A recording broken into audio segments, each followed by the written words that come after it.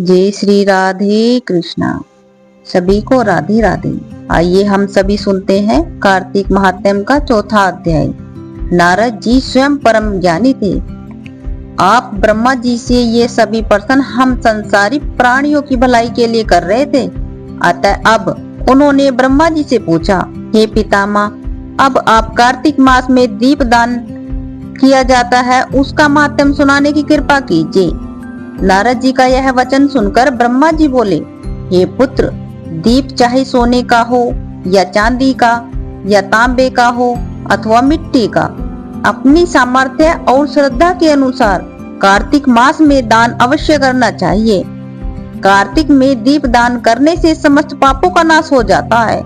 दीपक भगवान की मूर्ति के आगे, तुलसी के समीप, ब्राह्मण के घर या वन में, वृक्ष के नीचे अथवा गौशाला या धर्मशाला के आगे अगले में संध्या को जलाया जाता है। दीपक घी का जलाएं अथवा तेल का, परंतु उसे पूरे मास तक जलाएं। ब्राह्मण के घर दीपक जलाने से अग्निहोष्टम यज्ञ का फल प्राप्त होता है। जो ऊंचे स्थान स्तंभ पर जलाते हैं उनके धन की वृद्धि होती है अथवा वैकुंठ निवास मिलता है। दीपक जलाते समय भगवान से प्रार्थना करें और कहें, भगवान, आपके ही निमित्त दीपक जलाता हूँ। कार्तिक में मथुरा, माघ में प्रयाग और वैशाख में हरिद्वार में स्नान तथा निवास करें तो यह अत्यंत ही उत्तम है। जब सूर्य तुला, मकर अथवा मेष राशि में हो उस समय किए जाने वाले नियम, व्रत, पूजा व दान बहुत उत्तम फल देते हैं। इन महीनों में किया हुआ व्रत, दान व शुभ कर्मों से सब पापों का नाश हो जाता है। जिस प्रकार भगवान भास्कर के उदय होने से अंधकार का नाश हो जाता है और ब्रज से पर्वत का, गरुड़ के भय से सर्पों का, पवन से मेघा का, ध्यान से दुख का और सिंह से भय से मृगों का नाश हो जाता है, उसी प्रकार श्री मथुरा जी के दर्शन मात्र से ही सब पापों का खात्मा हो जाता है। कार्तिक मास में स्नान व जागरण, दीप दान, तुलसी सेवन, भगवान के मंदिर में मर्जन, झाड़ू लगाना, गाना, भगवान की कथा सुनना, सुनाना, कीर्तन करना, कराना, ये सब शुभ कार्य इनके करने से श्रेष्ठ फलों की प्राप्ति होती है। पुनर्जन्म के पापों को नष्ट करने के लिए भी कुछ न कुछ व्रत, दान, भजन, पूजन आदि करना अति उत्तम है। ब्रह्मा जी के मुख से पूर्वजन्म के पाप शब्द सुनकर नारद जी ने पूछा, हे विधाता, पूर्व जन्म के पाप किस प्रकार जाने जा सकते हैं, यह सुनने की इच्छा है, सो आप कृपा करके सुना दीजिए। ब्रह्मा जी बोले, हे पुत्र, पूर्व जन्म का ब्रह्म हत्यारा, अक्षय रोगी और पर स्त्री गमन करने वाला कोढ़ी बनता है। स्वर्ण चोर के नखून खराब हो जाते हैं तथा मदिरा पीने वाले के दांत खराब हो जाते हैं। इस प्रकार मनुष्य के पूर्व जन्म के पापों को पहचाना जाता है। इस प्रकार के सभी पाप दान, तपस्या, कर्च, व्रत आदि से निवारण हो जाते हैं। ब्रह्मा जी ने आगे कहा, अब हम कुछ व्रत आदि बतलाते हैं। एक समय भोजन करने से तथा दीप दान, शयनकाल और 3 दिन प्रातः काल भोजन करने को अतिकृच व्रत कहते हैं। शयनकाल में 12 ग्रास और प्रातः काल में 26 ग्रास अथवा 24 ग्रास खाने को ही अतिकृच व्रत कहा गया है। 3 दिन खाएं और फिर 3 दिन उपवास करें तो यह भी अतिकृच व्रत होता है। शयनकाल में 1 ग्रास और प्रातः काल में 1 ग्रास, फिर 2 दिन बगैर मांगा हुआ तथा 2 दिन तक उपवास करें तो यह अति करछाई व्रत कहलाता है। 21 दिन केवल दूध या पानी पीते रहे तो यह कृति कृच्छ व्रत कहलाता है। 12 दिन उपवास करना पुराक व्रत कहलाता है। 4 दिन कुछ नहीं खाना, फिर सत्तू खाना या फिर छाछ पीना, इसके पश्चात ब्राह्मण को दक्षिणा देना सौम्य कृच्छ व्रत कहा गया है। इसी प्रकार 12 दिन तक उपवास करना द्वादश कृच्छ व्रत कहलाता है। तुला पुरुष का दान करना और गोघृत, गोबर, दूध, दही तथा कुसा का जल पीना और दूसरे दिन उपवास करना यह कृच्छ संतपन व्रत कहलाता है। 3 दिन गोमूत्र, 3 दिन गोबर, फिर 3 दिन दही, 3 दिन दूध और फिर 3 दिन तक घी खाने से भी कृच्छ संतपन व्रत कह होता है। यह समस्त पापों को नाश करने वाला व्रत है। इसी प्रकार गुलर, कमल, बेलपत्र के पत्ते या कुसा का जल प्रतिदिन पीना भी उन कृच्छ व्रत है। 3 दिन तक उपवास करके ऊपर लिखी वस्तुओं को पिए तो पूर्ण कृच्छ व्रत होता है। पका हुआ दूध, घी और जल 1 दिन पिए और 1 दिन उपवास करें तो इसे तृप्त कृच्छ व्रत कहते हैं। जल, दूध और घी तपाकर 3 दिन तक पिए और एक समय स्नान करें तो वह भी तृप्त कृच्छ व्रत होता है।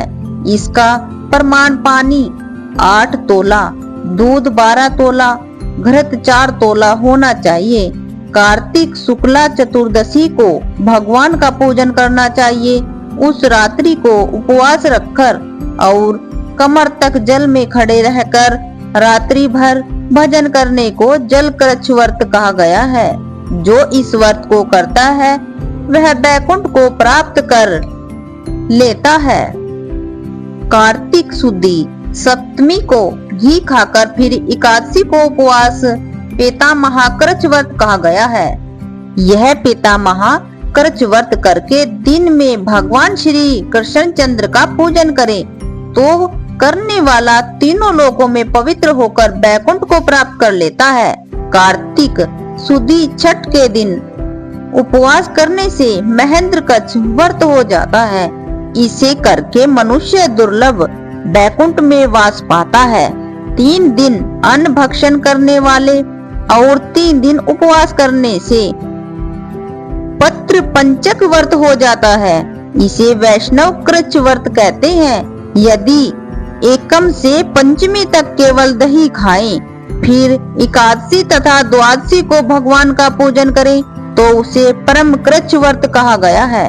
इसके करने से श्वेत द्वीप में वास मिलता है। जो शुक्ल पक्ष की एकम से प्रतिदिन 1-1 ग्रास कम करता है तथा अमावस्या को कुछ नहीं खाता तो यह चंद्रयान व्रत कहलाता है। 1 ग्रास 2 तोले अर्थात 25 ग्राम के लगभग मानना चाहिए। एक बार में जितना भोजन आसानी से मुंह में आ जाए इतना ही ग्रास होना चाहिए। कृष्ण पक्ष के आदि में 14 को 5 ग्राम और फिर दिन प्रतिदिन 1-1 ग्रास बढ़ाकर एक पक्ष में 240 ग्रास पूरे करने चाहिए। इसे भी चंद्रयान व्रत कहते हैं। 2 सप्ताह गाय के चारों स्तनों का दूध पिए, फिर 7 दिन तक दोनों स्तनों का दूध और फिर 6 दिन तक एक स्तन का दूध पिए, फिर 3 दिन अन्न जल कुछ न लेकर केवल वायु ही सेवन करने से सोमपान नामक व्रत पूर्ण होता है। यह व्रत समस्त पापों का नाश करने वाला है।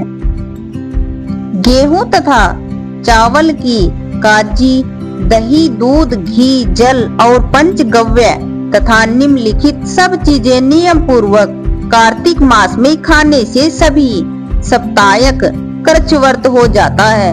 इस व्रत को करने वाले को भी विष्णु लोक की प्राप्ति हो जाती है। बेल, प्लास, गुल्लर का काढ़ा और गर्म दूध पीकर एकादशी व्रत करने वाला द्वादशी को पारण करे तो निश्चय ही बैकुंठ में स्थान प्राप्त करता है। जो व्यक्ति कार्तिक शुद्धि सप्तमी, अष्टमी, नवमी और दशमी को जल कमल खाए, फिर एकादशी को उपवास करे तो यह लक्ष्मी व्रत कहलाता है। इस लक्ष्मी व्रत को करने वालों पर लक्ष्मी जी कृपालु बनी रहती है और अंत में उन्हें भगवान विष्णु के वैकुंठ लोक में वास मिलता है। प्रातः काल में 4 ग्रास और सायंकाल में न खाने से शिशु चंद्रयान व्रत होता है। कार्तिक शुद्धि 14 के ब्रह्मकृच व्रत में गौरी का पूजन करना चाहिए। इसकी विधि इस प्रकार है। गोमूत्र, गोबर, दूध, दही, घृत और पूसा का जल कर इन सब को मिलाकर पंचगव्य बना लेवे। लाल रंग की गौ का मूत्र, श्वेत गौ का दूध, नीली गौ का दही, काली गौ का घी। यदि किसी वजह से ये न मिल सके तो दूसरी तरह का भी पंचगव्य बना सकता है। मिलाए जाने वाली वस्तुओं की मात्रा एक प्रकार है। गोमूत्र 8 मास, गोबर 19 मास, दूध 12 मास, दही 10 मास, घी 8 मासा और पूसा का जल 4 मासा। गोमूत्र गायत्री मंत्र पढ़कर गंध द्वारा से गोबर पेय, पृथिव्या से दूध, दही करवाए कवरियो, मंत्र से दही, तजोमसी पढ़कर घी और देवस्वती मंत्र पढ़कर पूसा का जल मिलाना चाहिए। इसको पूसा के पत्तों में रखकर विधिवत हवन करके वेद के इन मंत्रों की आहुति देनी चाहिए। इरावती, इंद्र, विष्णु विक्रमे, सरवती, मन स्रोतक, स्वाति, इन मंत्रों से आहुति देकर बचा हुआ पंचगव्य पान करना चाहिए। यह प्लास के पात्र में या स्वर्ण अथवा चांदी के पात्र में पान करना चाहिए। एक दिन तथा रात्रि उपवास करें। साथ ही भगवान का स्मरण करके यदि स्त्री व्रत करे तो अपने पति की दीर्घ आयु की कामना भी करें। आंवला या तुलसी का पूजन करना चाहिए। व्रत समाप्ति के निमित्त ब्राह्मण को गोदान करना चाहिए। इन व्रतों को करने से व्रत करने वाले का भगवान का प्रिय पात्र बन जाता है। इस लोक में सभी सुख और ऐश्वर्य भोग कर अंत में मोक्ष को प्राप्त करता है। बोलिए जय श्री राधे कृष्णा। चौथा अध्याय समाप्त हुआ।